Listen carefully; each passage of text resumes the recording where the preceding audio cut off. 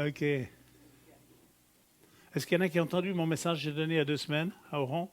Ah, il y a une personne. Bon, donc je peux leur donner 2. Je vais redonner le même message parce que, alors pas forcément du mot à mot, parce que c'est rare que je dise des choses du mot à mot, mais parce que on a une orientation qu'on a prise avec l'équipe apostolique, donc je vais aller un petit peu dans ce sens-là. Donc le thème de mon message ce soir, c'est retour au mode d'emploi. Est-ce que vous lisez les modes d'emploi?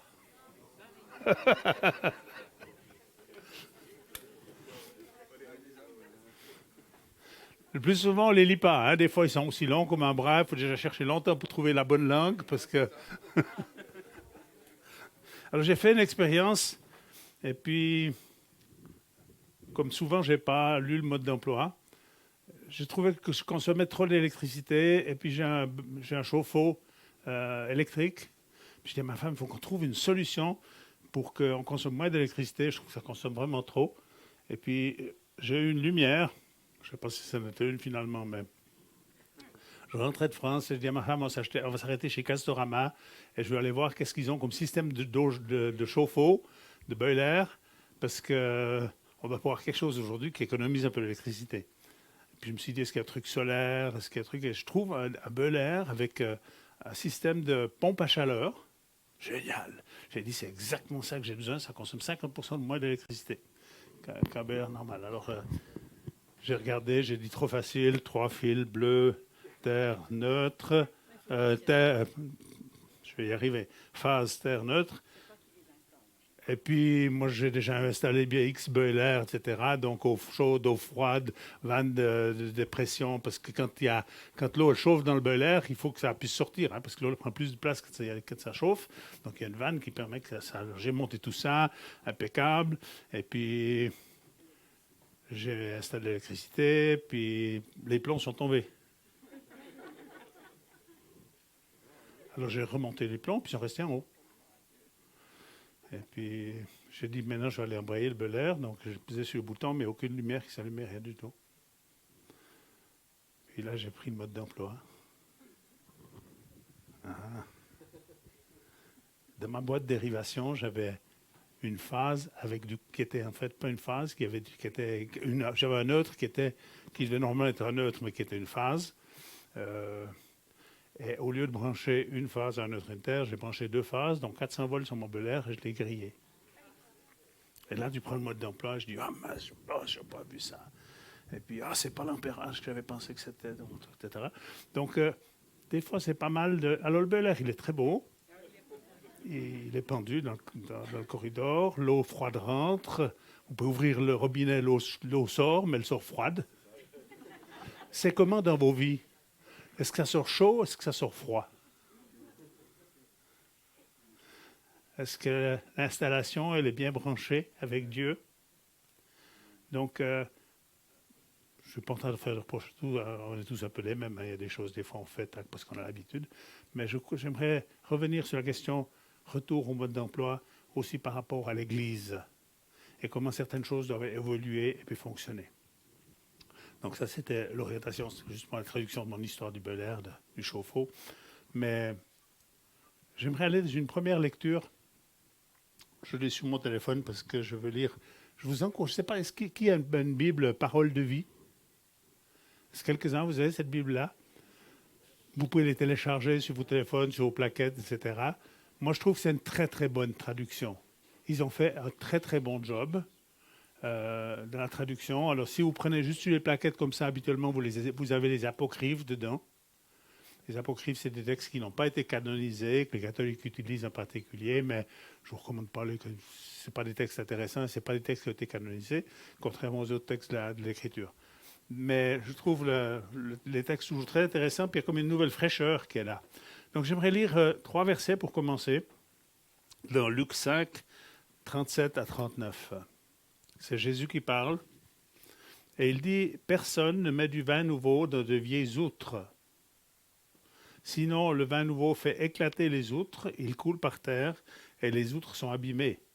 Mais il faut mettre le vin nouveau dans des outres neuves. Personne ne veut boire du vin nouveau quand il a bu du vieux. En effet, il dit, le vieux est bon ou meilleur. » Jésus utilise une illustration de quelque chose qui était présent à ce moment-là. On mettait le vin nouveau dans des outres. Une outre, c'était fait avec des peaux d'animaux. Ça devait être souple. Ce n'était pas un cuir durci, etc. C'était un cuir très souple. Et puis, on mettait le vin là-dedans de cette manière. Quand il y a la fermentation qui se met en route, eh bien, il y a une expansion. Ça prend plus de place. Un peu comme dans un chauffe-eau. Ça prend plus de place. Et si l'outre, elle n'est pas neuve, eh bien, elle va rompre sous l'effet de la pression. Et puis, le vin est perdu.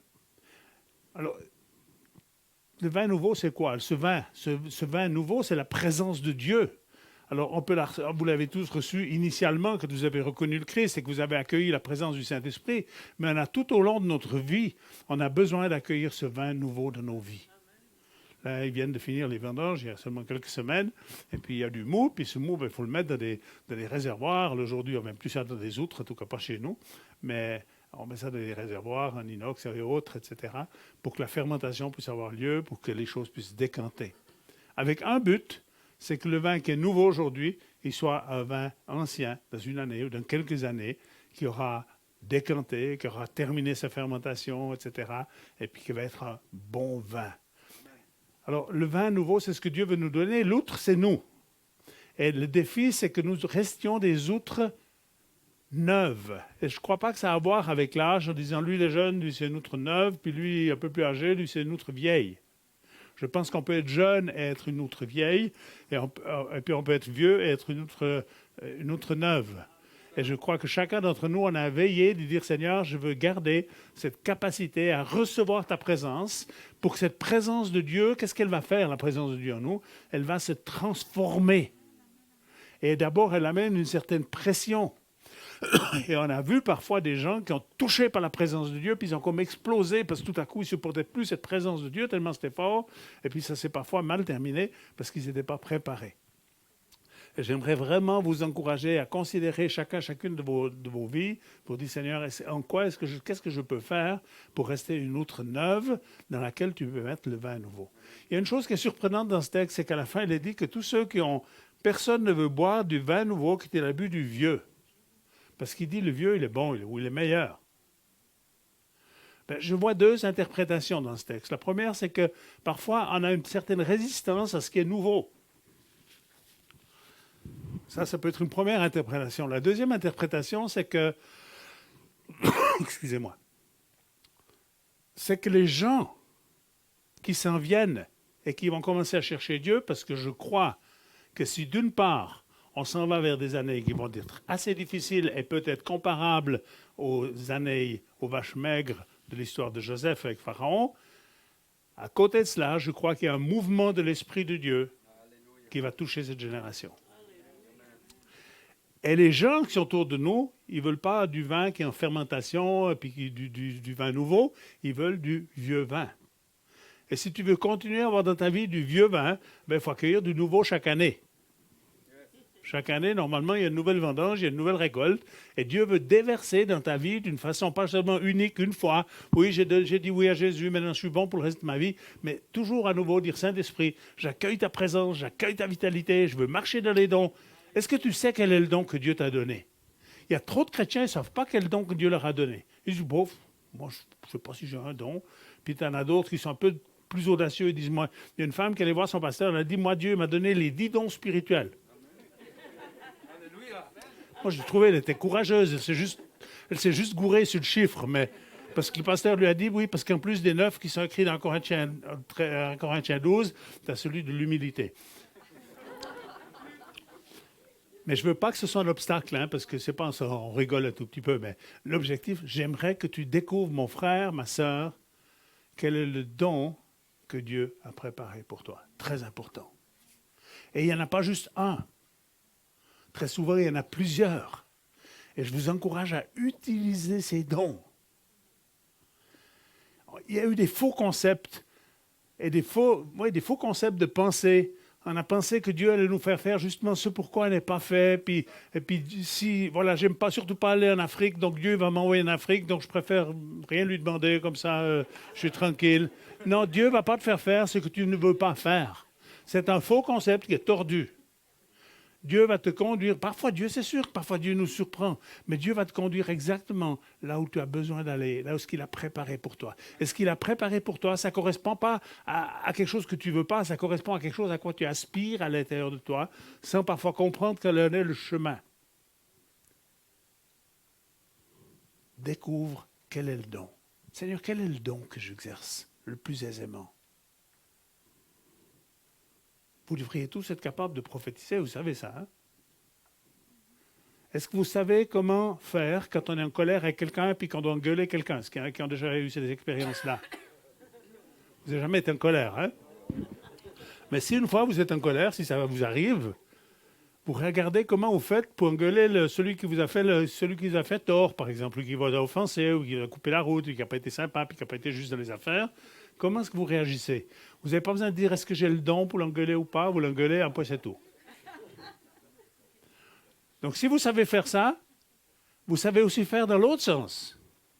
Quand vous êtes avec quelqu'un bienveillant puis que vous aimez les gens, vous n'avez pas entendu « Ah, ben c'est normal, donc là je me tais, je dis rien, je m'énerve, je gueule seulement quand je suis énervé. » Non, crie aussi un peu quand tu es content puis dis aux gens des bonnes paroles.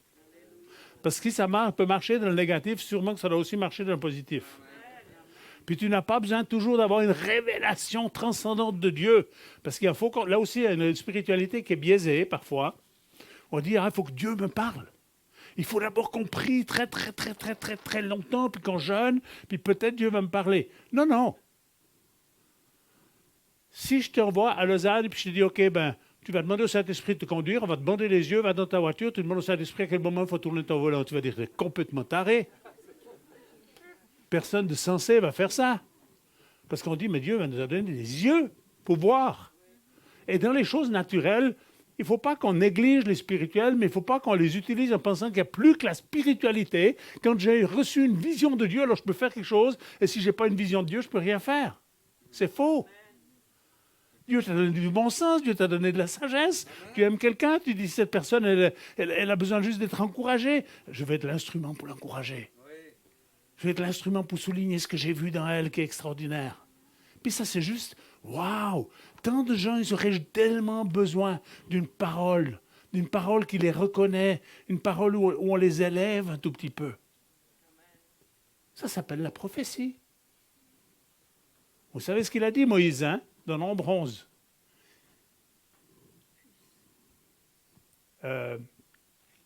Successeur de Moïse. Je vais y arriver, excusez-moi. Josué, il était l'assistant de Moïse. Dieu prend de l'esprit qui est sur Moïse, puis il le répand sur les 70 anciens. Et puis Josué, il va en courant vers Moïse, il dit, Moïse, les anciens prophétisent, fais-les arrêter tout de suite, parce que ça, c'est ton boulot à toi, Moïse.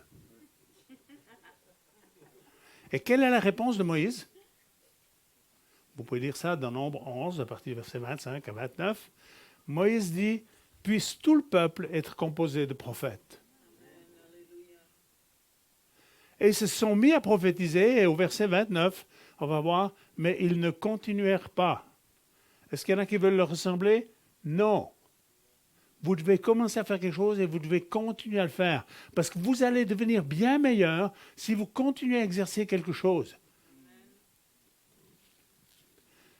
Et puis, on est tous des êtres humains, puis avant d'être spirituels, on est un petit peu charnel. Alors on dit, OK, il faut que j'ai la foi.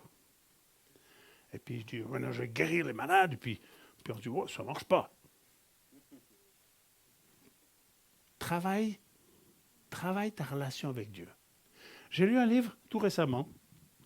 Et la personne qui a écrit le livre m'a dit, le pasteur m'a dit, chaque matin, lève tes mains vers Dieu et tu dis, Dieu, je t'aime. Le premier matin, Dieu, je t'aime. Deuxième matin, Dieu, je t'aime. Troisième matin, il dit, est-ce que je t'aime vraiment? Mais l'ami lui avait dit, quand tu te poseras cette question, continue à dire, Dieu, je t'aime. Troisième jour, quatrième jour, cinquième jour, sixième jour, il dit, Dieu, je t'aime vraiment. Tu es extraordinaire. C'est tellement merveilleux d'être ton enfant. Pourquoi? Parce que tout à coup, il a continué à confesser certaines choses qu'il avait même de la peine à croire. Un jour, j'ai quelqu'un qui est venu me dire, moi, pasteur, je demande pardon à Dieu tous les jours parce que je ne l'aime pas. J'ai dit, t'es chrétien? Il me dit, oui. Mais je dis, pourquoi tu fais une prière pareille? J'ai dit, est-ce qu'il est marié? Il me dit, oui. J'ai dit, si tu fais ça avec ta femme, tu vas divorcer, hein? Arrête tout de suite de dire, demande pas pardon à Dieu parce que tu ne l'aimes pas. Dis-lui que tu l'aimes. On est spécial des fois, hein, ou spéciaux. Et puis on dit, il va demander pardon à Dieu parce que je ne l'aime pas assez, mais dis-lui que tu l'aimes. Et puis dis-lui encore que tu l'aimes. Et puis quand tu parles à la montagne et qu'elle ne se déplace pas, continue à lui parler. Continue à dire, cette montagne, elle bougera. Cette montagne, elle bougera. Puis il dit, bougera pas. Regarde un peu.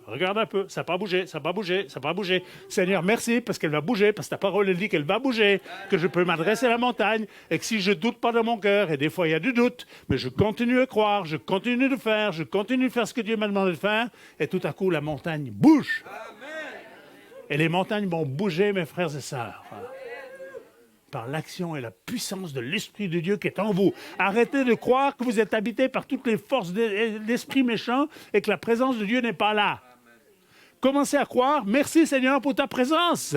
Tu ne ressens rien. Tu n'es pas tombé par terre quand on a posé les mains. Merci Saint-Esprit pour ta présence, tu es le bienvenu dans ma vie. Tu es le bienvenu dans ma vie, Saint-Esprit, je t'aime. Je veux vivre cette onction de Dieu. Je vais progresser avec toi. Je vais marcher de progrès en progrès, de victoire en victoire, de gloire en gloire. C'est comme ça que vous allez avancer. Amen. En fait, pourquoi je dis tout ça? Je dis tout cela pour deux raisons que je vais aborder maintenant. Il y a deux choses qui doivent changer dans l'Église. On peut appeler ça deux changements de paradigme ou de manière de fonctionner ou de penser. Le premier changement de paradigme vers lequel nous devons aller, et je vais y travailler dans toute la force et la possibilité que Dieu me donne, nous avons des influences, nous sommes influencés par notre histoire, ce qui est en partie normal. Une église, ça veut dire qu'il y a des laïcs, puis il y a un pasteur. Puis le pasteur, lui, il sait. Puis vous, ce que vous devez faire, c'est vous asseoir et écouter. Ça ne va pas. Ça n'ira pas. Et on ne progressera pas tant qu'on fonctionnera comme ça. L'apôtre Paul écrit dans 1 Corinthiens 12, au verset 28. Il ne dit pas « je », il dit « Dieu ». Est-ce que quelqu'un sait ce qui est écrit dans 1 Corinthiens 12, 28? Dieu a établi dans l'Église, premièrement des apôtres, secondement des prophètes, troisièmement des docteurs, etc. Et nous sommes influencés en partie par l'histoire de Constantin. Et puis, c'est un prêtre ou un pasteur qui gère l'Église. Et vous êtes les laïcs, vous ne savez pas faire le ministère. Puis lui, là, celui qui est là devant, lui, il sait. Non, il y a deux choses qui doivent changer. La première chose qui doit changer, c'est qu'il faut restaurer les ministères. Amen. Mais ces ministères, ce n'est pas pour que vous puissiez dire, mais non, on peut tout balancer chez ces ministères, puis eux, ils vont faire le boulot. Pourquoi Dieu donne ces 5 ministères? Il faut que j'aille un peu dans ma Bible. Alors, je vais aller dans Éphésiens 4 et je vais lire à partir du verset 11. Le verset 11 rappelle encore une fois ces ministères. Voici les dons, on appelle souvent ça des ministères dons. Voici les dons que le Christ a fait. C'est qui a fait? Le Christ.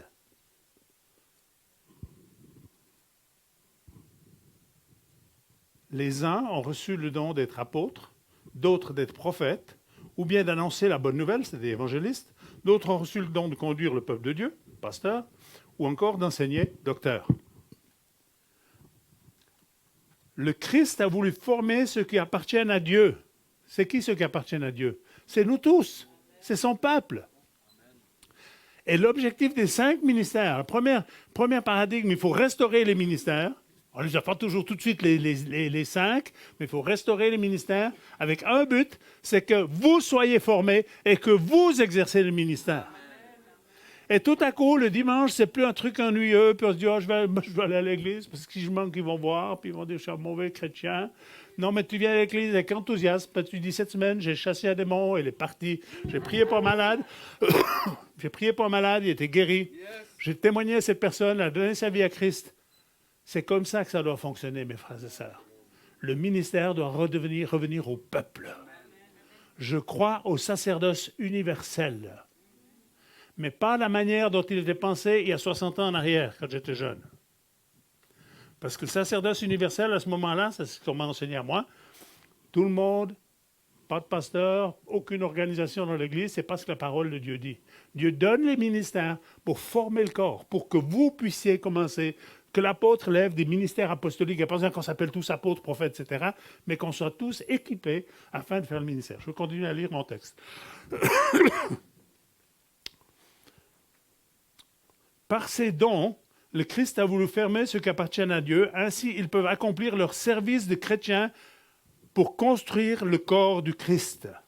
Alors tous ensemble, nous aurons peu à peu une même foi, une même connaissance du Fils de Dieu. Finalement, nous serons des chrétiens adultes et nous atteindrons la taille parfaite du Christ. Nous ne serons plus des bébés, nous ne ressemblerons plus à un petit bateau poussé dans un sens ou dans l'autre par les vagues de la mer. Nous ne serons plus emportés de tous les côtés par les vents et les idées fausses. Les gens ne nous tromperont plus avec leurs mensonges habiles, mais en disant la vérité avec amour, nous grandirons en tout vers celui qui est la tête, Christ, car c'est de lui que toutes les parties du corps tiennent ensemble et sont unies.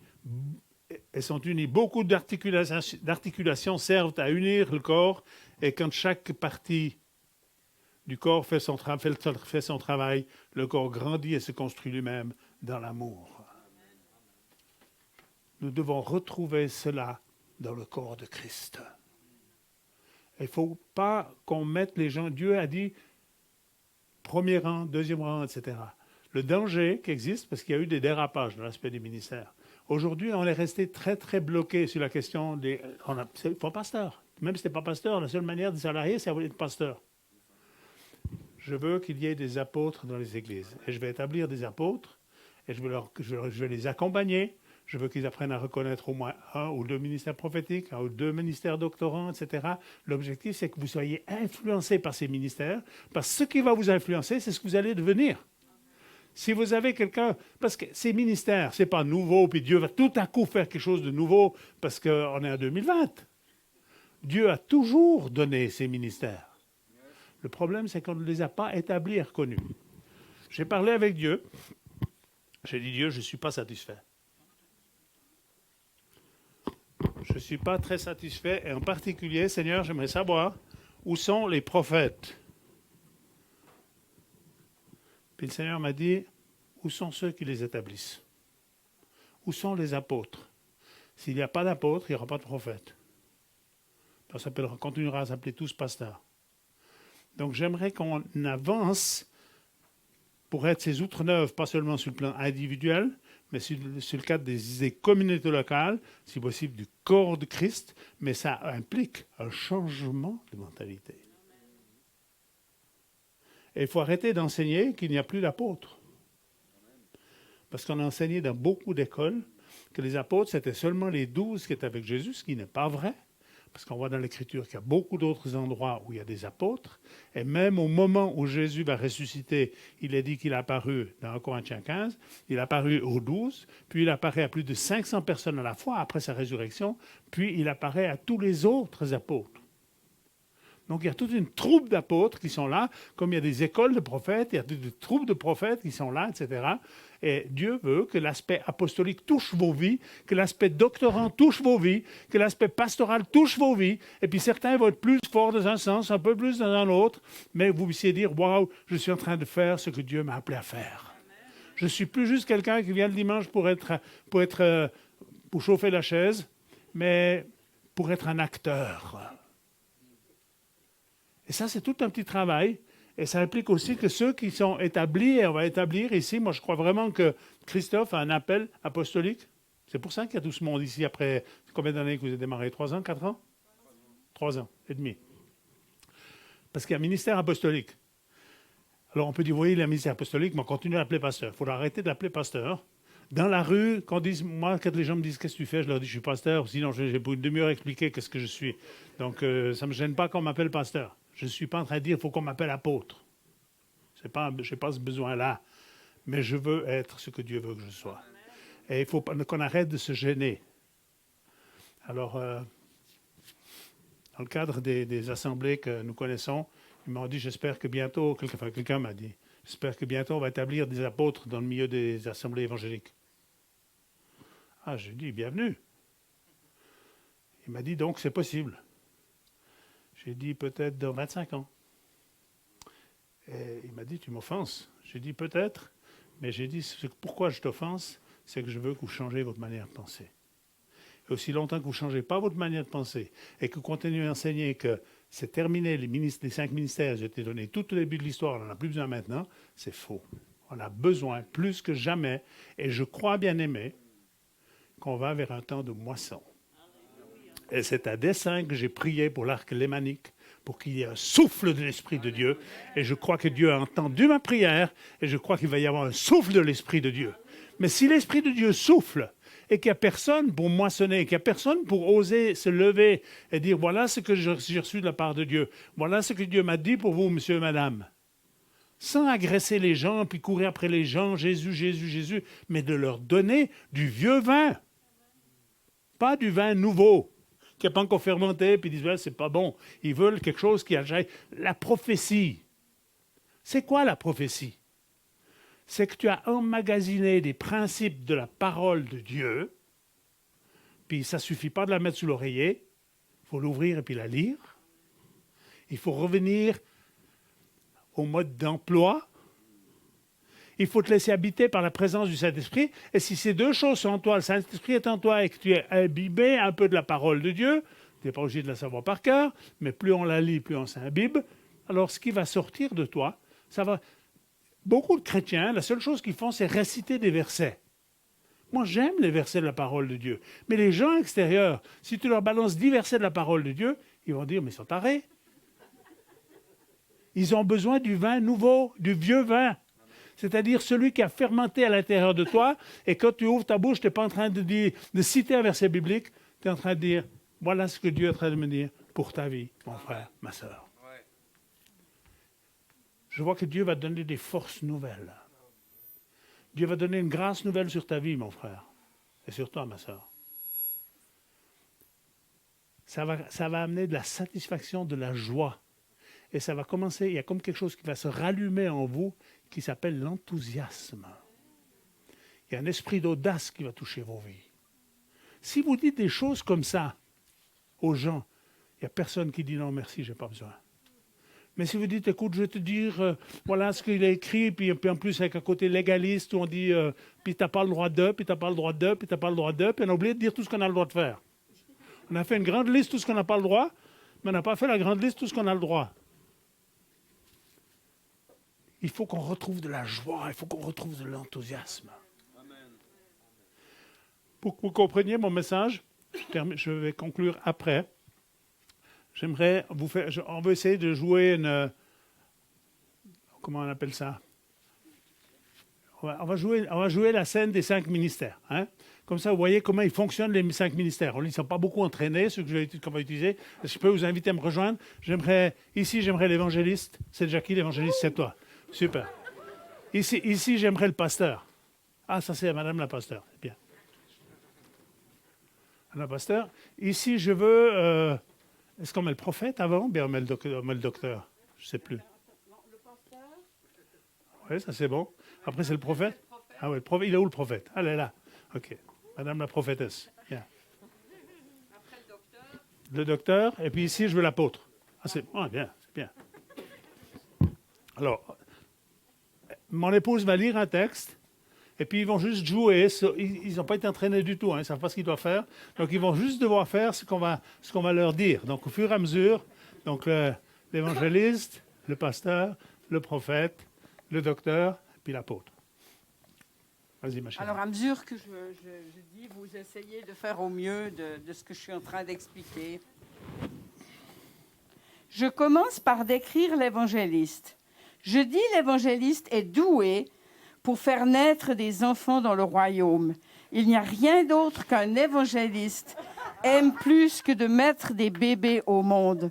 Quand un nouveau-né chrétien est né, l'évangéliste est surexcité.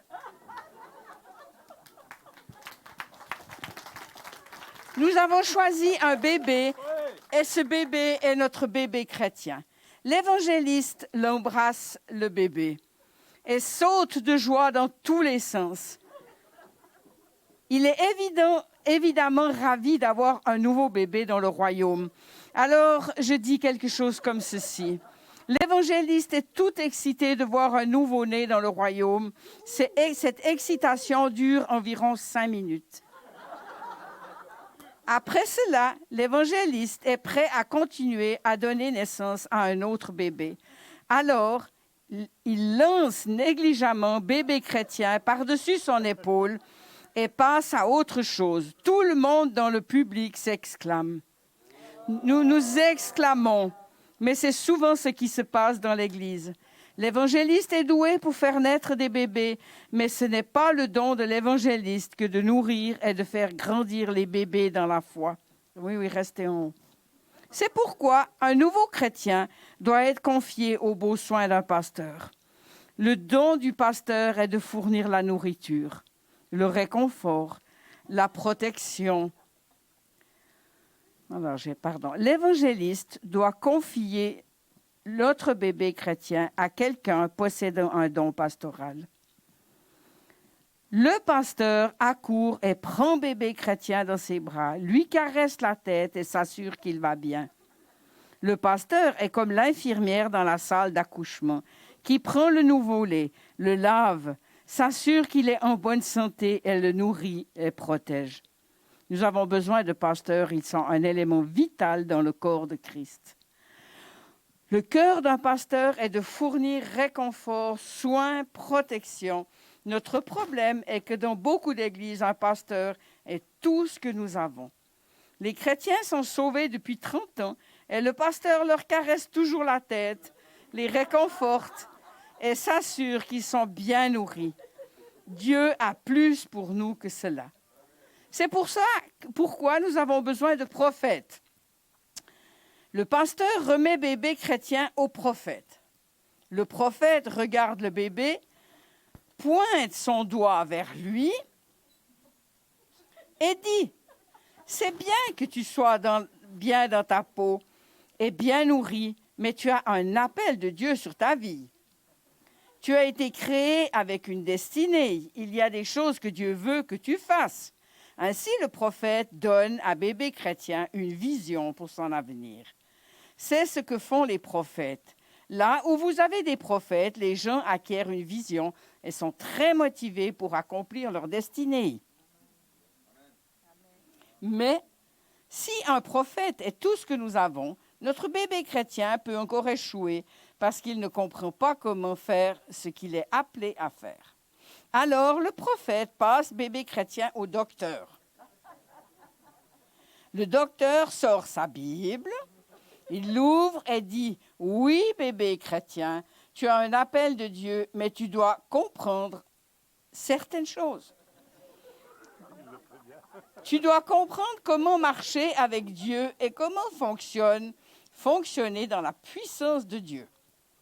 Et comment expérimenter la bénédiction de Dieu. » Ainsi, le docteur commence à enseigner et à former notre bébé. De la sorte, l'évangéliste, le pasteur, le prophète, le docteur ont chacun un rôle crucial à jouer pour amener les croyants à la maturité et les former pour le ministère. L'apôtre a organisé tout ce processus et s'assure que tous ces dons fonctionnent bien ensemble. L'apôtre regarde aussi attentivement pendant que bébé chrétien suit cette progression pour s'assurer qu'il grandit et se développe bien. Finalement, l'apôtre dit « Je pense que tu peux prendre le bébé. » Je pense que tu es prêt à être envoyé dans le monde. L'apôtre prend bébé chrétien et le lance dans le public. Oui, vas-y, lance-la.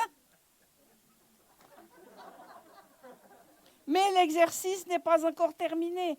Que se passe-t-il lorsque vous vous lancez dans le ministère pour la première fois? Habituellement, vous vous écrasez et vous vous brûlez les ailes. Parfois, vous en ressortez blessé. Donc, la personne qui joue le rôle du pasteur se précipite pour récupérer bébé chrétien et le réconforte. Lorsque vous vous écrasez et que vous vous brûlez les ailes, vous avez besoin de pasteurs pour s'occuper de vous et de vous encourager. Puis, le prophète prend bébé chrétien à part et dit, si tu as foiré, oui, tu as foiré, mais tu as toujours un appel de Dieu sur ta vie. N'abandonne pas. Ensuite, le docteur intervient et il dit, tu t'es écrasé, tu t'es brûlé les ailes, parce que tu as des choses que tu n'as pas comprises. Laisse-moi t'expliquer quelque chose. Finalement, l'apôtre dit, il est temps que tu fasses un nouvel essai. Et l'envoie à nouveau dans le ministère.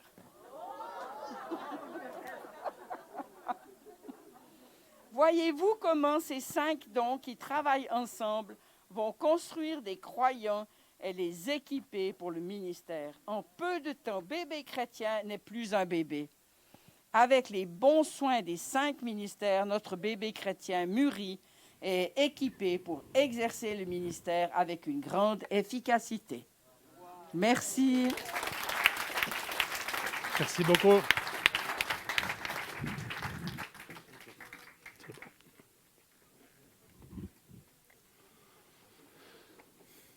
Des fois, c'est juste bien d'illustrer un tout petit peu, hein, comme ça on comprend mieux la fonction des uns et des autres. Et puis, quand il y a juste une personne, ben, c'est sûr, la particularité de l'apôtre, c'est qu'il est... Quels sont ceux qui n'ont jamais entendu parler de la main avec les 5 ministères? Tout le monde a déjà entendu ça? Qui a jamais entendu? OK. On utilise souvent les doigts de la main pour identifier un tout petit peu les ministères. Celui-là, c'est l'apôtre. S'il est tout seul, hein, assez difficile, il ne peut pas faire grand-chose. Mais il a une particularité, c'est que c'est le seul qui est capable de travailler avec les 4 autres et éventuellement de les remplacer. Celui-ci, c'est celui qui montre la direction, ça c'est le prophète. Lui dit, il faut aller, il vous dit la direction qu'il faut prendre, etc. Ça c'est l'aspect prophétique. Et puis il y en a un qui est plus long que les autres. Je ne sais pas si chez vous c'est la même chose. Celui-là, il est plus long que les autres parce qu'il veut toujours aller dehors. Ça, c'est l'évangéliste. Lui, il aimerait que toute l'église soit dans la rue. Je ne comprends rien. Pourquoi vous ne présentez pas tous dehors en train de prêcher l'évangile? Ça, c'est l'évangéliste. Mais il y en a au moins 4 ou 5 qui ne vont pas être très confortables dehors dans la rue prêcher l'évangile. Puis après, il y a celui-ci. C'est celui, si vous êtes marié, c'est là où vous avez mis votre alliance, normalement. Lui, c'est le pasteur, il est marié avec l'église. Lui, il veut s'occuper il veut s'occuper des gens, il veut que les gens soient confortables, etc. Puis lui, là, ça, c'est le docteur. Je ne sais pas si vous avez remarqué, quand vous voulez gratter le fond de l'oreille, c'est rare que vous utilisez celui-là. Hein? Habituellement, c'est celui-là qui va au fond de l'oreille. Puis quand vous voulez piocher la parole de Dieu dans le grec, dans l'hébreu, puis tout le reste, habituellement, c'est celui-là qu'on pioche et qu'on va chercher. Donc ça, c'est l'harmonie des 5 ministères. Ce que je ne veux pas, je ne veux pas qu'on mette les ministères comme ça sur un rang d'autorité, puis lui c'est le chef, puis les autres c'est tous des sous-chefs. On veut travailler sur un plan de sagesse, même si l'apôtre a une autorité particulière, parce que l'autorité elle vient toujours de Dieu. À moins que ce soit une autorité abusive. Mais l'autorité vient toujours de Dieu, elle ne vient pas d'ailleurs. Et s'il y a un bon cœur, et c'est le cas pour mon ami Christophe, et j'ai une pleine confiance en lui, eh bien il va permettre que l'autorité, la sagesse coule sur les autres. L'autorité vient d'en haut et l'autorité descend toujours. L'autorité ne remonte pas. L'onction descend. Si vous allez regarder dans Hébreux 7, 7, c'est facile à retenir, hein? Il est dit, c'est sans contredit que l'inférieur est béni par le supérieur. Supérieur, on n'est pas supérieurs les uns aux autres, on est tous des êtres humains, on a tous une nature de péché en nous, on a été rachetés par Christ. Donc on ne peut pas se mettre sur un piédestal et dire moi je suis meilleur que tous les autres, etc. Non, non, celui qui fait ça, il se trompe. Ayons une attitude de cœur juste.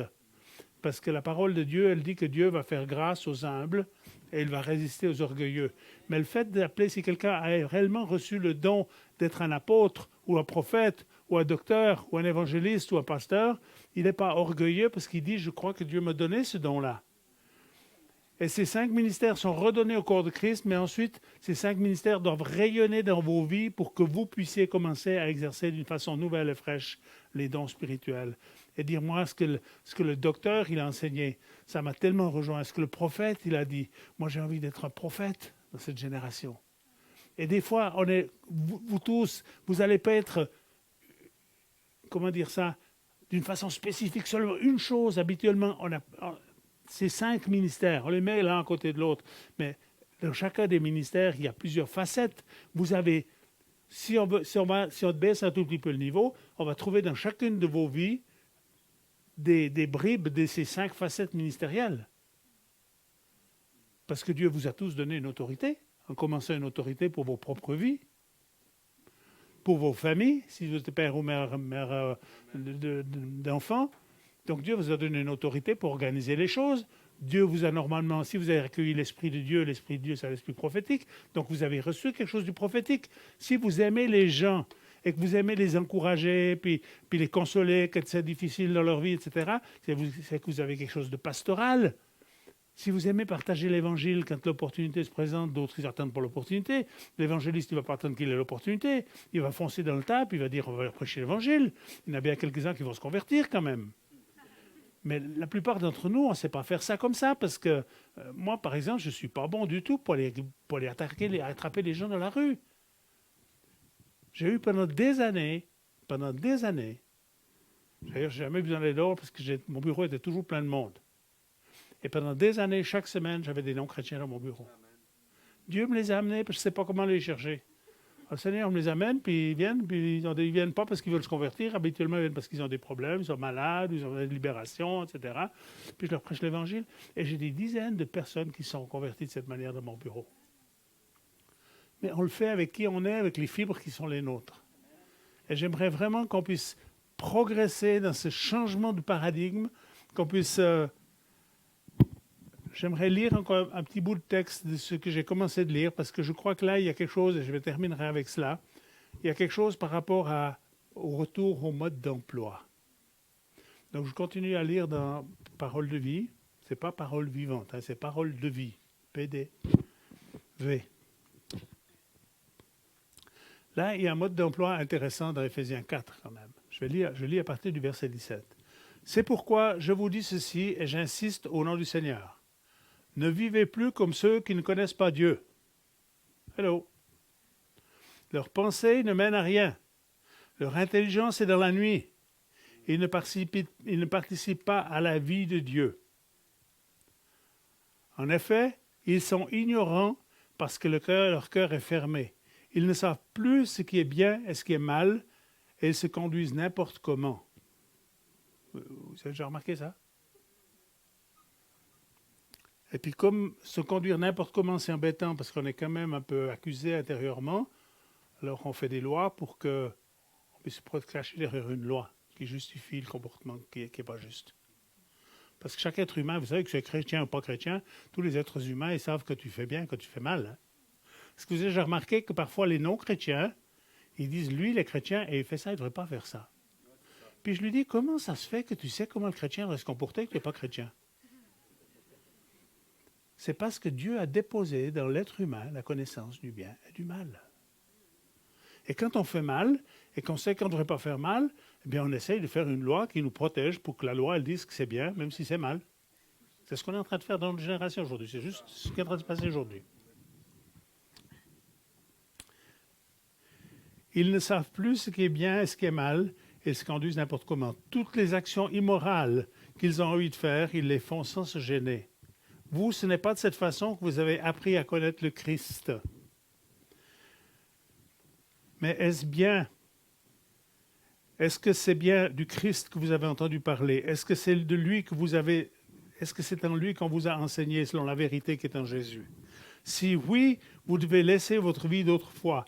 Avant, vous étiez plein de désirs trompeurs qui vous détruisaient. Eh bien, ce que vous étiez avant, il faut que vous en débarrassiez comme d'un vieux vêtement. Des fois, les chrétiens, ils aimeraient tout réparer leur histoire passée. Abandonne-les comme un vieux vêtement, puis dire, Seigneur, maintenant, je revêts le vêtement nouveau. Amen. Puis avec ce vêtement nouveau, tu auras encore des manquements ici ou là. Relève-toi, retourne dans la présence de Dieu et continue ton chemin. Tellement important.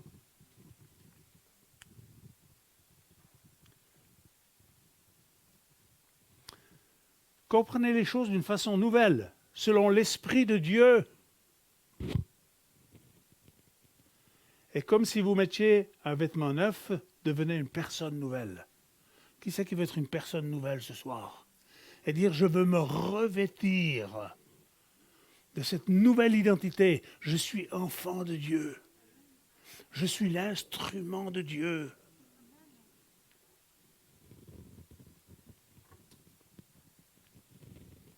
La vérité la rend juste et sainte.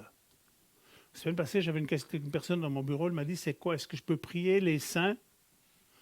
J'ai dit, c'est quoi les saints? Elle me dit, je ne sais pas très bien, mais on m'a dit qu'il fallait prier les saints. Alors j'ai dit, il faut peut-être qu'on définisse qu'est-ce que c'est un saint, puis après tu décides si tu les prier ou pas.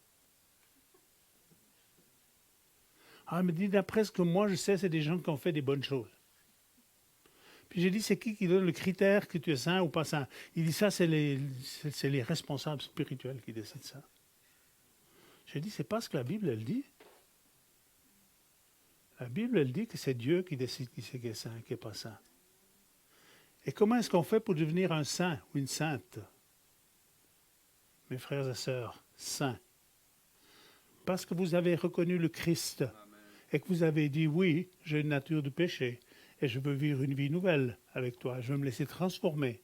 Puis la transformation ne se fait pas toujours en 24 heures. L'Esprit de Dieu va continuer à vous travailler. Va continuer à vous modeler selon l'image que Dieu a préparée pour vous. Donc les saints, c'est ceux qui appartiennent, ceux qui ont reconnu le Christ, c'est ceux qui ont leur nom inscrit dans le livre de vie. Parce qu'un jour, il y a les livres qui seront ouverts. Pas les livres de l'Église, si vous êtes membre du Gospel Center de la Côte ou pas. Si vous êtes membre de la famille de Dieu ou pas. Et ces livres, ils sont tenus par Dieu lui-même. Et un jour, ces livres, ils seront ouverts. Et qu'est-ce qu'il est dit dans Apocalypse 20 et 21? Il est dit que ceux qui n'ont pas leur nom dans ce livre, ils ne pourront pas rentrer. Et tu dis, mais quelle horreur, est-ce que mon nom y est? Si tu as accueilli le Christ dans ta vie, et que tu as reconnu que tu étais un pécheur, et que tu as accueilli le Jésus-Christ comme sauveur et Seigneur de ta vie, à ce moment-là, ton nom a été inscrit dans le livre de vie. Oui, mais depuis j'ai fait des bêtises, et puis j'ai pas fait tout juste. Ah ben si on a été disqualifié parce qu'on n'a pas fait tout juste, on peut tous sortir. Hein? Ce n'est pas une justification pour dire on veut vivre n'importe comment. La Bible nous dit ici qu'on doit vivre d'une manière juste, qu'on doit chercher à plaire à Dieu, qu'on doit chercher à ne pas attrister le Saint-Esprit. Alors, encore un tout petit bout du mode d'emploi, il n'est pas très long. Mais... Alors ne mentez plus, chacun doit dire la vérité à son prochain. Parce que tous ensemble, nous faisons partie d'un même corps. Quand vous vous mettez en colère, ne commettez pas de péché. Votre colère doit cesser avant le coucher du soleil. Hello. Je ne sais pas si ça vous est arrivé de vous mettre en colère, mais si vous êtes mis en colère il y a 3 ans et que vous êtes toujours en colère, il y a eu plusieurs couchers de soleil depuis. Et ici, c'est dit que la colère, elle devrait disparaître avant le coucher du soleil. Alors, il y a des chrétiens plus spirituels que les autres, ils ont dit oui, mais c'est une sainte colère. J'en ai pas vu beaucoup de saintes colères, j'en ai vu quelques-unes. Vous voulez savoir ce que je pense être une sainte colère? C'est quand on s'attaque à l'adversaire et qu'on est en colère contre celui qui est venu pour dérober, égorger et détruire. Mais je suis en colère contre mon voisin qui a fait une injustice à mon égard, puis je dis ça, c'est une sainte colère.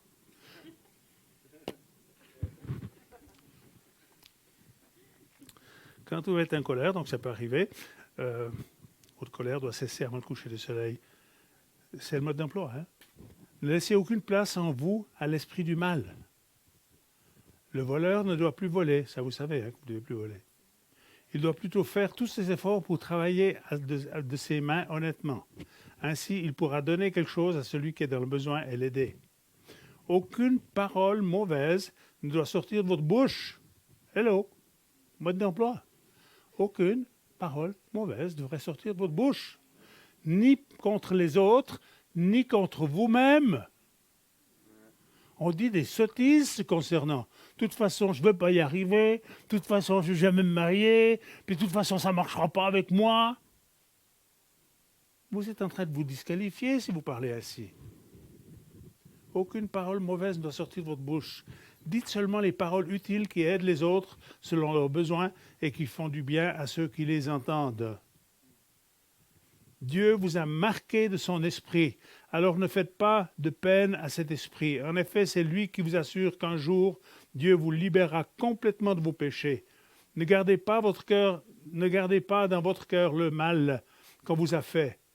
Ne vous énervez pas, ne vous mettez pas en colère. Faites disparaître de chez vous les cris, les insultes, le mal sous toutes ses formes. Est-ce qu'il y a des cris dans vos maisons des fois? Il ne devrait pas y avoir des cris dans vos maisons. Il n'y a pas besoin de gueuler pour s'entendre. Parce qu'après, on s'habitue à crier. On peut se parler, on a même le droit de ne pas être d'accord. C'est pas grave de ne pas être d'accord, on n'est pas toujours d'accord du premier coup surtout.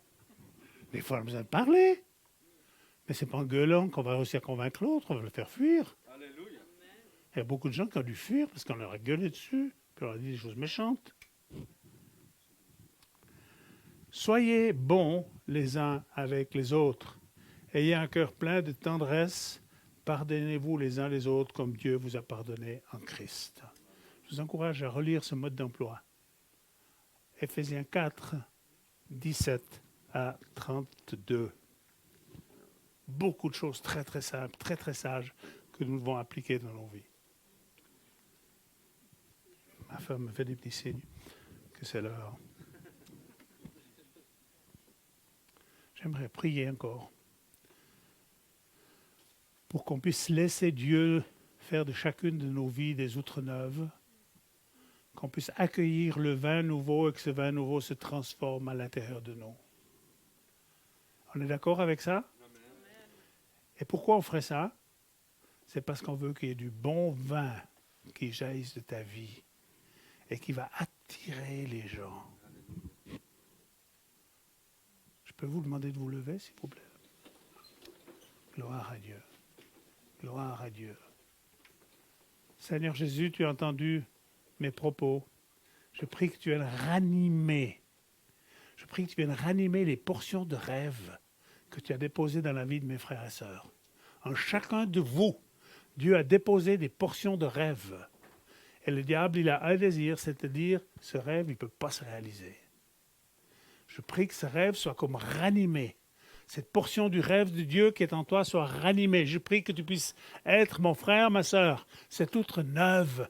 Et ne pense pas, je refuse les pensées mensongères du diable qui vient te disqualifier, te dire c'est pas pour toi parce que tu n'es pas assez. Non! J'ordonne silence à l'ennemi, à l'accusateur. Et je prie qu'on puisse être ces outres neuves qui accueillent le vin nouveau. Et je vous encourage à prier pour que Dieu donne ces 5 ministères à cette église locale. Que peu à peu puisse être reconnu, qu'il y ait de l'harmonie. Parce que l'harmonie qu'il y aura avec ces 5 ministères ici, c'est l'harmonie qu'il y aura dans le corps, c'est la force qu'il y aura dans le corps. Et je prie, Seigneur Jésus, pour mon frère Christophe, Seigneur, je prie pour ce ministère apostolique que tu vas donner à cette église. On va le reconnaître prochainement. Il vous donnera les informations par rapport à cela. Au préalable, je veux parler avec le conseil de l'église. Parce qu'il faut qu'on ait l'approbation du conseil de l'Église. Je ne peux pas venir de l'extérieur, même si j'ai une couverture apostolique sur les Gospel Center, puis faire ce que je veux. C'est les responsables de l'Église locale, en accord avec toi, qui vont décider ça, si on va de l'avant ou pas, et puis à quel moment. Mais je veux prier pour toi, Christophe, de façon particulière. Dieu t'a donné de façon évidente. Il y a une onction qui s'est accrue depuis que tu as commencé, que vous avez commencé ici, tous les deux. Une onction de Dieu sur vos vies. Et il y a un aspect de complémentarité évidente que Dieu vous a donné entre toi et Sabine. J'aimerais vous bénir et vous dire que la force va augmenter, que la sagesse de Dieu, la force de Dieu qui va permettre qu'il y ait de l'équilibre, qu'il y ait de l'harmonie, comme dans une famille où on rit ensemble, où on est sérieux, mais on ne se prend pas trop au sérieux. Parce qu'on n'est pas le centre du monde. Et je prie qu'il y ait un esprit de liberté et de grâce. Et j'appelle ceux et celles qui ont un appel prophétique, ceux qui ont un appel doctorant, ceux qui ont un appel pastoral. J'aimerais libérer cet aspect ministériel sur chacune d'entre vous. Vous ne serez pas tous établis dans le ministère, mais j'ai fonctionné longtemps avant qu'on n'établisse rien du tout. Et on peut servir Dieu sans forcément être reconnu dans quelque chose de spécifique. Mais quand vous faites quelque chose de bien pendant assez longtemps, vous allez voir que ça finit par se remarquer. Et tout à coup, quand on a besoin de quelqu'un, on vient vous chercher par le bras en disant « Si tu pourrais m'aider, j'ai vu que tu fais ça tellement bien. » Gloire à Dieu. Je prie qu'il y ait de la joie. Je prie qu'il y ait de l'enthousiasme qui revienne ici. Il y a une onction très particulière sur toi, mon frère. Je ne sais même pas ton prénom. Ouais, Monsieur Pechin. Jordan. Une belle onction de Dieu, hein? Une onction prophétique, tu tires les choses, tu fais monter. Et ça, je prie, puis je parle un tout petit peu entre deux. La particularité apostolique. La particularité apostolique, c'est qu'il va essayer toujours chercher à vous mettre en relation avec le ciel. Que ta volonté soit faite sur la terre comme au ciel. Sa préoccupation première, c'est que les réalités du ciel viennent sur la terre. À l'opposé, la réalité pastorale, c'est l'organisation structurelle humaine. Il faut que tout le monde soit bien. Il faut que les chaises soient confortables. Il faut que la salle soit dans la bonne température. Il faut que ce soit super, sur le plan horizontal. Est-ce que l'un est important et l'autre l'est pas? Les deux sont importants. C'est pour ça qu'il faut une complémentarité de ces ministères. Mais une onction gracieuse sur ta vie. Et je t'encourage de la soigner. Et je t'encourage d'oser. Parce que Dieu va te permettre de... Il y a un appel d'air qui va se faire autour de toi. Et les gens vont monter. Plus dans l'onction au travers de toi. Gloire à Dieu. Seigneur, je prie pour ce vin nouveau. Dans chacune de nos vies, on veut te dire merci, Seigneur, parce que tu viens déverser ce vin nouveau. Et on ne veut pas permettre à ce vin d'être perdu parce qu'on n'arrive pas à le contenir. On veut contenir ta présence. Ta puissance, Seigneur, ta puissance vienne sur ton peuple. Je bénis ce Gospel Center de la côte et j'appelle sur vous, mes frères et sœurs, la puissance de Dieu. J'appelle sur vous ce feu de Dieu et que la puissance de Dieu ne soit pas juste un terme qu'on utilise, mais quelque chose qui va se manifester par des signes, par des miracles, par des prodiges. Dans le nom de Jésus, je prie que Dieu commence à vous donner une audace nouvelle pour poser les mains sur les malades, pour commencer à continuer à parler aux montagnes qui sont restées sur votre route et les montagnes vont disparaître, les malades vont être guéris, la puissance de Dieu va se déverser, les gens nouveaux vont commencer à être attirés dans ce lieu d'une façon totalement nouvelle et fraîche dans le nom de Jésus. Et vous allez être les instruments de Dieu. Merci Jésus. Je prie que aucune d'entre vous passe à côté de ce qui est sa destinée. Même si ça a foiré dans ta vie, même si tu dis j'ai loupé ça, ça ne veut pas dire que ta vie elle est loupée. Dieu ne te rejette jamais ses enfants. Dieu ne dit pas, je ne peux plus t'utiliser, c'est trop mauvais ce qui s'est passé. Dieu veut te relever ce soir. Reçois ce que tu as visionné tout à l'heure comme don spirituel. Continue pas à prier, donne. Merci Seigneur parce que tu m'as donné. Merci Seigneur parce que je vais faire les choses. Prophétisez sur vos propres vies. Dites ce que vous allez être, dites ce que vous allez faire. Et vous allez voir que si vous le faites assez longtemps, c'est de la direction que votre vie va prendre. J'aimerais vous remercier de votre attention. Je vous bénis dans le nom de Jésus. Et s'il y a des malades parmi nous, je prie que la puissance de Dieu descende sur vous maintenant. J'ordonne à tout ce qui est lié à des inflammations de vos corps que ça disparaisse. Qu'il y a des problèmes d'inflammation, dans le nom de Jésus, je prends autorité sur tout ce qui est inflammation, infection, dans le nom de Jésus. J'ordonne aux inflammations et aux infections de disparaître par la puissance et l'autorité de Jésus. Au nom de Jésus. Au nom de Jésus, j'ordonne aux douleurs. Je prends autorité sur tout esprit de douleur. Ces douleurs chroniques qui viennent et qui reviennent. Je chasse l'esprit. Cet esprit qui est lié à la douleur et qui veut maintenir ton corps toujours dans la souffrance et dans la douleur. Je brise au nom de Jésus cette puissance diabolique et je te délie. Je chasse cet esprit de douleur dans le nom de Jésus. Je chasse tout esprit d'infirmité qui veut me maintenir dans une forme d'infirmité, de souffrance. Je brise et je libère la grâce de Dieu. Je libère la vie de Dieu sur vous dans le nom de Jésus. Vous soyez forts, soyez renouvelés par la puissance du Saint-Esprit. Merci beaucoup de votre attention. Je vous ai tenu en haleine un peu longtemps. Je vous bénis et je vous aime. Merci pour qui vous êtes et pour tout ce que vous faites. Amen.